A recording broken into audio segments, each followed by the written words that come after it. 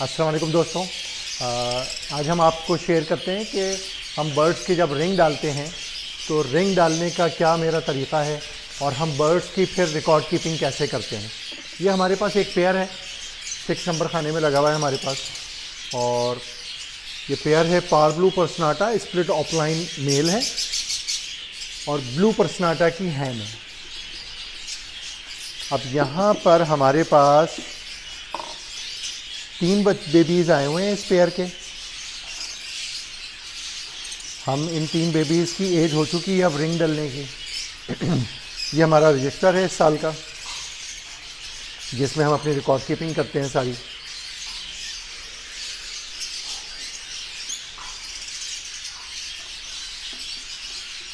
ये देखें जी, ये हमारा फर्स्ट बेबी है, ये इस बॉक्स का सेकंड बेबी है और ये थर्ड बेबी है। तो हम 1 बाय 1 इनके रिंग डालेंगे। ये हमने फर्स्ट बेबी पकड़ा। इस तरह से बर्ड को होल्ड करना होता है अपने, यानी कि बहुत ही सॉफ्ट हैंड से पकड़ते हैं और ये नेक इसकी कंट्रोल में है। अब हम इस तरह से 2 फिंगर्स के दरमियान में इसकी नेक को रख लेते हैं तो पूरा बर्ड आपका कंट्रोल हो जाता है। और उसके बाद आपके पास आपकी 4 फिंगर्स और पाम यानी कि आपकी हथेली आपके पास स्पेयर होती है, प्लस आपका लेफ्ट हैंड।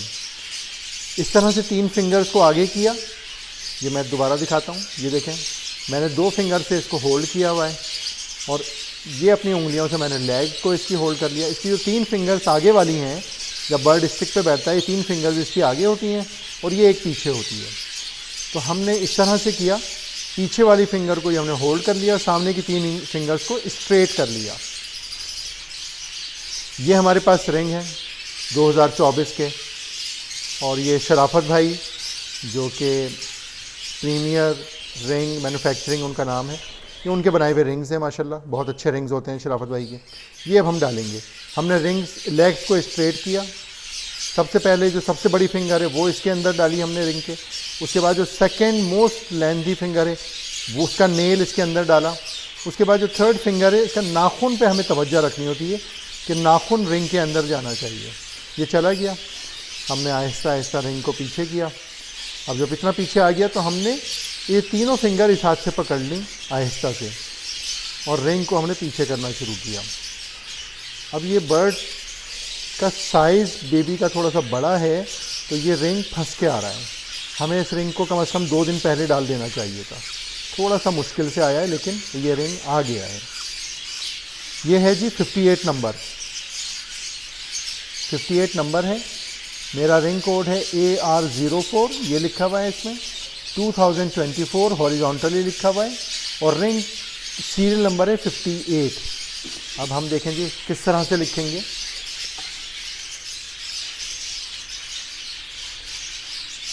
हमारे पास 3 बच्चे हैं तो 2 रिंग्स और हैं, 56 एंड 57।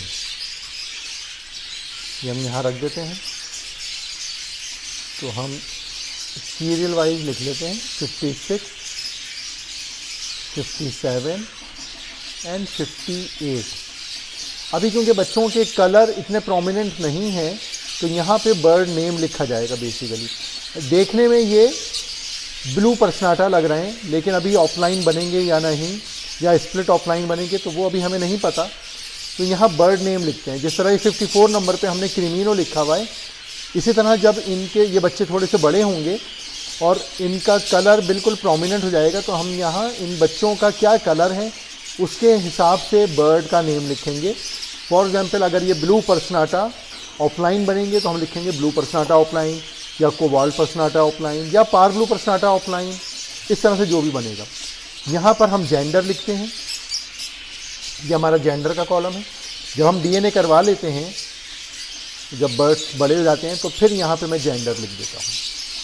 ये हैचिंग डेट है। बेसिकली ये बेबीज़ कब हैच हुए थे उसकी डेट हम यहाँ पर लिखेंगे। ये हमने बॉक्स पे मेंशन करी हुई है। इनकी हैचिंग डेट थी जी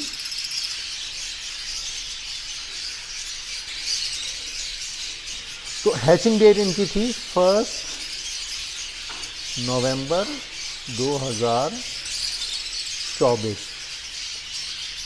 ये हमने तीनों बच्चों की एक आध दिन के गैप से निकले होंगे, बट नॉर्मली मैं वही सेम डेट लिख देता हूँ।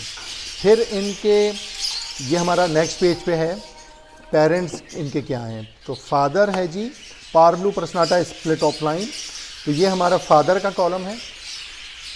इन बच्चों का फादर क्या है जी, पारब्लू पर्सनाटा की शॉर्ट फॉर्म हम परसों लिखते हैं, एंड स्प्लिट ऑफ लाइन, और इसका रिंग नंबर है AR04। मेरा अपना होम ब्रीड बर्ड है, 2021 में बॉर्न हुआ था, और इसका रिंग नंबर है 14। सिमिलरली इसमें जो हैंड लगी हुई है वो हमारी ब्लू पर्सनाटा है, और ये दोनों बर्ड पे शो क्लास बर्ड्स हैं। इनके कॉलर्स ब्रॉड होते हैं, ग्रेइश नहीं होते। ब्लू पर्सनाटा के कॉलर मेरे वाइट हैं और पारब्लू पर्सनाटा के येलो हैं। इसी तरह इनकी बिप भी काफ़ी नीचे तक है। केज नंबर हमारा है जी 6 नंबर केज है, तो हमने ये 6 नंबर केज लिख दिया। तीनों बच्चों में यही चीज़ पेरेंट्स क्योंकि सेम है तीनों बच्चों के, तो ये कॉपी होंगे। तो ये इस तरह से हम रिकॉर्ड कीपिंग करते हैं। ये पेज की इन्फॉर्मेशन हमने अभी फिल कर दी है। ये हैचिंग डेट हमने इनकी डाल दी है। जेंडर जब DNA होंगे जब डाल देंगे। जब ये बच्चे थोड़े से बड़े होंगे तो हम उस वक्त इनके कंप्लीट नेम लिख देंगे। अब आए जी, हमने बाकी बच्चों के भी रिंग डालना है। हमने आपको रिंग अभी डाल के दिखाया था। अब दोबारा से एक तरह से रिफ्रेश हो जाएगी एक्सरसाइज। ये हमने देखें जी, उधर दिखाया था तो टाइम लगा था, अदरवाइज़ रिंग डालने में चंद सेकंड लगते हैं। आप ये देखें जी, चंद सेकंड लगे हमें रिंग डालने में।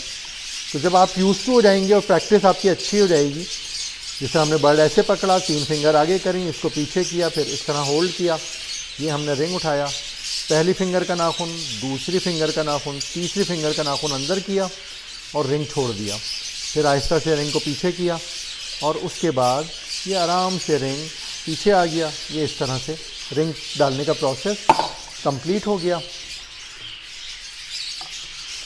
ये हमारी रिकॉर्ड मॉनिटरिंग हो गई, हमने रिकॉर्ड मेंटेन कर लिया, और अब हम इस बॉक्स को वापस यहाँ लगा देंगे।